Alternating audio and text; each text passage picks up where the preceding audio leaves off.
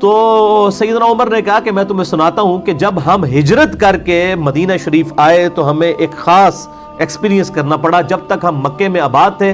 تو ہماری بیویاں ہمارے بڑے کنٹرول میں رہتی تھی, اور اسلام آنے سے پہلے تو عورتوں کو ایز سچ کوئی مقام حاصل نہیں تھا. اس وجہ سے کبھی کسی عورت کی جرت نہیں ہوتی تھی کہ وہ اپنے خاوند کے ساتھ کسی معاملے میں زبان درازی کرے. لیکن جب اسلام آیا اور قرآن حکیم میں عورتوں کے حقوق نازل ہوئے تو ان حقوق نازل ہونے کی وجہ سے ظاہر ہے ایک بندہ ایک اس باؤنڈری کے اندر ہے, پھر تو بات ٹھیک ہے, لیکن اسی کی پلی لیتے ہوئے سیدنا عمر کہتے ہیں کہ ہماری عورتیں جو ہے نا وہ ہم پہ شیر ہونا شروع ہو گئی. مطلب یہ ہوتا ہے, یہ نیچرل چیز ہے کہ جب آپ کسی کو اتھارٹی دیتے ہیں, یعنی ماں باپ ہیں وہ اپنے بچوں کی داڑیاں منڈوانے کے لیے مس یوز کرتے ہیں اپنی اس رسپیکٹ کو, اور کہتے ہیں جی دیکھو جی ماں باپ کا تو حکم ہے, اور میں تو حکم دینا ہوا کہ داڑھی مڈا.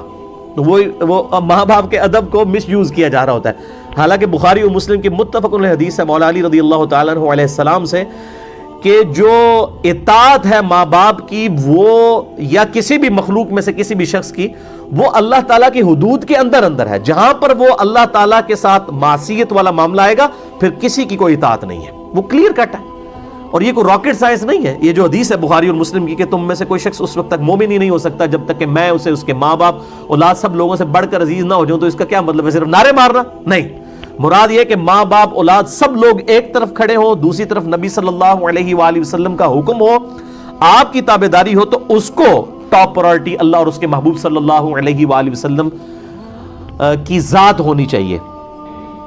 تو سیدنا عمر کہتے ہیں کہ پھر ہماری بیویاں جو ہے وہ ہم پہ شیر ہونا شروع ہوگی, حتیٰ کہ جب ہم ہجرت کر کے مدینہ آئے تو مدینہ میں جو